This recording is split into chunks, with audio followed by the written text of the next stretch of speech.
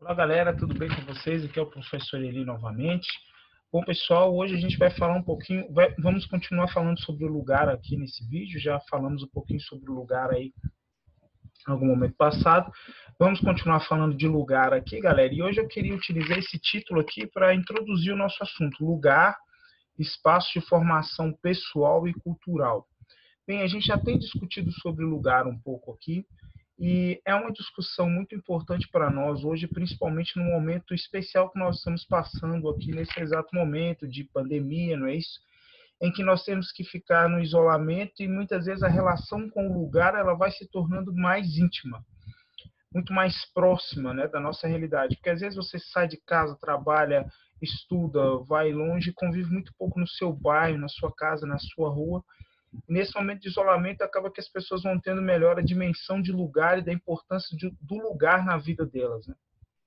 Só que hoje eu queria falar um pouco diferente disso, que eu queria falar sobre as visitas, sobre o quão é importante nós, como seres humanos, nos conectarmos a lugares diferentes do que nós estamos acostumados no nosso dia a dia, para a nossa formação pessoal e cultural.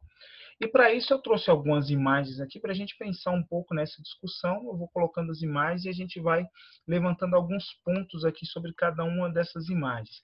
Bom, a primeira imagem que eu tenho aqui é de uma megalópole, uma cidade gigantesca, que é Nova York. Seria a capital mais conhecida do mundo, né? A cidade mais conhecida, a cidade urbana mais conhecida, mais falada, pelo menos na filmografia, são dezenas de centenas ou até milhares de filmes sobre Nova York.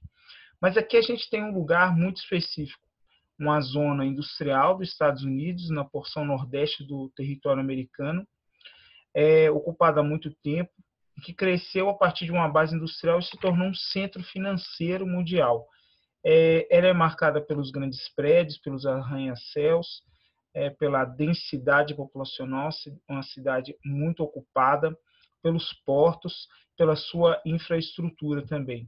É um lugar que a visita ela pode proporcionar para aquele que está ali a visão de que o homem ele pode transformar o espaço de uma maneira incrível, de uma maneira em que nunca se havia pensado, principalmente até o século XX. As transformações urbanas na cidade de Nova York elas são profundas, elas são gigantescas. O metrô, as ramificações, o arruamento, o concreto, a verticalização, tudo isso indica o nível mais profundo de alteração humana. E existem pessoas que pertencem a esse lugar, que nasceram ali, que moram ali, mas é uma cidade muito visitada. Por ser megalópole, acaba sendo um centro de visitação turística, mas de negócio também. Então, tem gente passando por ali o tempo todo e construindo uma concepção de cidade gigantesca que é importante para a sua formação cultural. Então, nós, ainda que não a maioria das pessoas, talvez, no contexto brasileiro, não vai poder visitar Nova York, mas estar lidando com a cidade desse porte ajuda na nossa compreensão de o quão o homem ele consegue alterar o espaço para com a finalidade de produção econômica, com a finalidade de gerir aí os seus recursos. Ela acrescenta muito a gente quando nós pensamos que os Estados Unidos teve uma polarização industrial no Nordeste e essa polarização foi importante no desenvolvimento da história do país também. Então, uma cidade de porte gigantesco que acrescenta muito nesse conhecimento de interferência humana no espaço, que traz seus lados positivos, que é a produção, o crescimento, a empregabilidade, mas traz seus pontos negativos também, que são os impactos ambientais, a densidade da ocupação urbana, não é isso? Agora, logo abaixo aqui, eu tenho um exemplo de indústria, agora no caso da Fiat aqui no município de Betim, em Minas Gerais, e a gente tem uma interferência humana que é intensa também, mas não chega a ser desse nível de Nova York. E o que as duas coisas estão ligadas? O que esses dois lugares estão interligados? Né? Porque nós temos pontos industriais. Só que aqui na Fiat, a polarização da Fiat é muito maior do que de uma empresa em Nova York. Porque como a Fiat é a maior indústria presente no município de Betim, Minas Gerais, ela polariza várias empresas, enquanto que em Nova York que são milhares de empresas, Wall Street, então você tem o centro financeiro de várias empresas do mundo, aqui você tem só a Fiat. Mas a Fiat é um lugar que acrescenta para a gente o seguinte: a indústria automobilística no Brasil e no mundo, ela centraliza muita coisa, principalmente na Europa, nos Estados Unidos também, é claro, as grandes montadoras americanas como Ford e General Motors, mas na Europa uma centralização muito maior das montadoras, e aqui no Brasil também, né, na abertura do nosso mercado para as empresas automobilísticas que vieram de fora, principalmente a partir de Juscelino Kubitschek, com a construção das rodovias, a gente viu a importância da indústria automobilística para a economia brasileira, e a Fiat é um claro exemplo disso. É uma empresa que dinamiza a sua produção cada vez mais, diversifica os seus produtos, muda de ramos, acrescenta novos modelos. Isso mostra que é uma empresa preocupada em absorver o mercado que existe de veículos no Brasil e pensando no futuro também. No caso da Fiat, ela nos agrega como lugar a visita, se a gente pudesse estar ali visitando e conhecendo, também é uma coisa que não todas as pessoas podem fazer e provavelmente não vão fazer, mas acrescenta a nós o sentido de que a indústria automobilística no mundo ela é fundamental para o crescimento econômico. Ela fez as economias como as economias americanas, alemã, por exemplo, francesa, explodissem, porque você espalha diversas montadoras pelo mundo. E está aqui uma montadora italiana, que está desde a década de 70 no Brasil, que representa grande parte, grande parcela do mercado automobilístico, da indústria automobilística e da venda no mercado automobilístico brasileiro.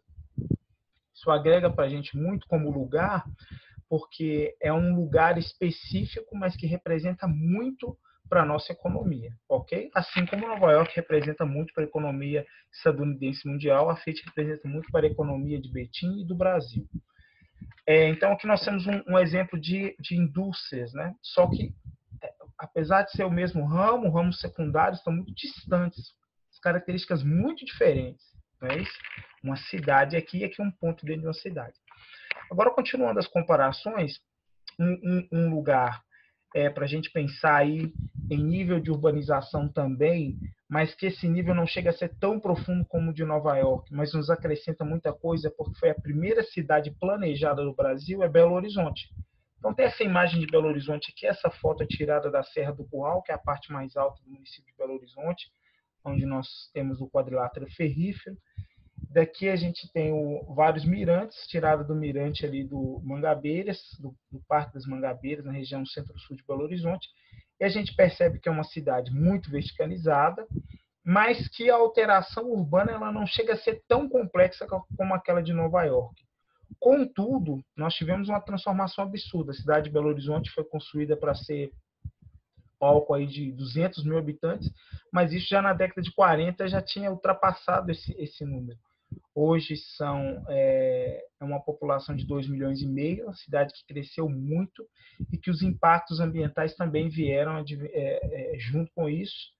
E aí a cidade teve que reformular suas políticas de ocupação e tal. Não é à toa que a cidade aprovou um novo plano diretor em 2019 para que a ocupação dela se tornasse uma ocupação mais racional, pelo menos daqui para frente. É difícil porque as cidades brasileiras elas sofrem tanto com uma ocupação irracional ao longo do tempo, ocupações irregulares juntas com os problemas sociais e as próprias características ambientais da cidade que vão favorecer as enchentes e os problemas. Então, é um lugar que atenta para a gente o seguinte: nos países desenvolvidos existem várias cidades como Belo Horizonte, do tamanho de Belo Horizonte, com os problemas sociais e ambientais de Belo Horizonte, só que com níveis de interferência não tão profundos assim no meio ambiente. Então, imagina se o nível de interferência fosse mais profundo, talvez os problemas poderiam ser maiores ou menores, porque ia ter mais planejamento também, a gente não pode dizer. Né? Então, agrega na nossa formação cultural e pessoal essas cidades, a convivência, a visita, ou mesmo uma discussão sobre esse assunto, que nós entendemos que nos países em desenvolvimento, como o Brasil, essas várias cidades vão indicar um uso muito equivocado, às vezes, do espaço urbano, sem precisar daquela grande alteração lá de Nova York, por exemplo. Né? Aqui logo abaixo eu tenho uma foto de uma cidade, na verdade um distrito do município de Santa Bárbara, em Minas Gerais, que é o distrito de André do Mato Dentro. é um lugar onde a alteração antrópica ela é muito pequena se comparada. Eu não posso dizer que ela é mínima, mas é muito pequena se comparada a Nova York, Belo Horizonte, o Afite ali que a gente mostrou no município de Betim. Aqui a gente percebe que a cultura local ela é muito mais forte. Eu trouxe essa foto da igreja, que é a parte principal do distrito, é bem pequeno mesmo, são poucos habitantes, mas aqui a gente percebe que a cultura local ela tem uma interferência muito maior na vida das pessoas. Então é um lugar que vai acrescentar o quê? As práticas muito específicas ali, religiosas, de ocupação. Então a gente percebe que há uma certa preservação, apesar do eucalipto aqui no fundo, uma certa preservação de mata e tudo mais, e da cultura da igreja presente, o próprio estilo da construção, das portas, indica para a gente que o lugar ali, a cultura daquele lugar, ela é muito mais forte, muito mais atuante do que aquilo que pode vir de fora. Se a gente voltar um pouco na imagem de Belo Horizonte, que ela vai nos lembrar um pouco Nova York. É claro que é uma distinção muito grande do nível dos prédios de ocupação, mas você vê que há uma amplitude de ocupação. Né? Isso, Nova York aqui tem a facilidade do relevo. Belo Horizonte tem também uma amplitude de relevo, mas não é tão grande como a cidade em Mares de Morro. Agora aqui a ocupação muito menor e as características do lugar muito mais fortes. Então, por exemplo, o convívio neste lugar ele vai fazer com que as pessoas ali elas tenham práticas muito mais próprias delas, daquele ponto. Então, a economia, a política, a forma do lidar diário, do cotidiano, né? A pessoa não vai pegar um ônibus para ir trabalhar, por exemplo, ela geralmente tem um cultivo em casa, ou trabalha em alguma mineração que é próxima ali, porque essa é uma região de mineração em Minas Gerais, aqui em Santa Bárbara, Minas Gerais. Então, é um lugar que tem as suas especificidades e essas especificidades acabam ajudando a formar uma sociedade muito específica, ali, com traços práticas culturais muito específicas. E aí, depois, a gente tem aqui um exemplo da Lagoa do Metro, que fica na Serra do Gandarela, aqui na mesma região de Santa Bárbara, Caeté.